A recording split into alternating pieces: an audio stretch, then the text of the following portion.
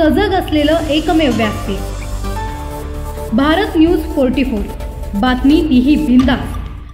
Rashtrawadi Congress party आणि आधार सावली फाउंडेशनच्या संयुक्त वतीने उरणमध्ये भव्य दहीहंडी उत्सव 2025 चे आयोजन करण्यात आले होते। या कार्यक्रमात महिलांसाठी विशेष लकी ड्रॉ ठेवण्यात आला असून एकूण बक्षीस रक्कम 3,33,333 रुपये होती। उत्सवाचे प्रमुख सौ भावनाताई घाणेकर महाराष्ट्र प्रदेश उपाध्यक्षा उपस्थित होत्या। कार्यक्रमाचे अध्यक्ष श्री प्रकाश म्हात्रे असून त्यांनी उत्सवाचे संचालन केले। उरण पाळवी हॉस्पिटल जवळ शनिवारी दिनांक 16 ऑगस्ट रोजी सकाळी 10 ते 2 या वेळेत हा उत्सव पार पडला। या उत्सवात पुरुष आणि महिला गोविंद पथकांसाठी वेगवेगळ्या बक्षिसांचे आयोजन करण्यात आले होते। पुरुषांसाठी 7 थरांपर्यंत 8,000 ते 3,000 रुपये तर महिलांसाठी 6 थरांपर्यंत 12,000 ते 4,000 रुपयांचे बक्षीस ठेवण्यात आले होते। स्थानिक नागरिकांसह विविध सामाजिक क्षेत्रातील प्रतिनिधी आणि पक्षाच्या मान्यवरांनी उपस्थित राहून या उत्सवाचा उत्साह वाढवला। जिल्ह्यातून असतील, ठाणे जिल्ह्यातून असतील आणि उरणचे पथक सगळ्या गावागावातले पथक या ठिकाणी आले।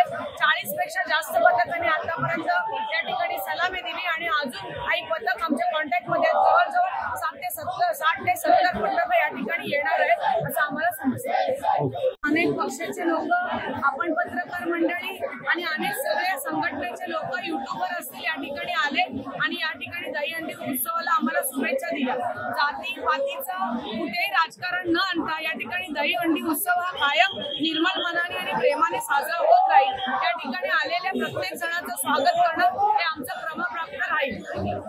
काही आपल्या